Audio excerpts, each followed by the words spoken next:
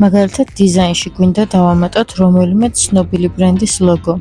კანვას დატოვების გარეშე გადავდივართ აპლიკაციებში, მოვძებნით აპლიკაციას Brand Fetch და ჩავწერთ სასურველი ბრენდის სახელს. აქ შეგვიძლია ვნახოთ არა მხოლოდ ლოგო, არამედ ბრენდის ფერები და ფოტო. ახლა კი ვნახოთ, მოვიძიოთ რამოდენიმე ბრენდი. სხვა აქ არაფერი არ არის, რაიმე ჩახლართული, ესე რომ ვთქვათ, რამოდენიმე ვარიანტს თუ ამოგვიგდებს, ამ შემთხვევაში სასურველს ავარჩევთ და ჩვეულებრივად ჩაგვიჯდება დიზაინში.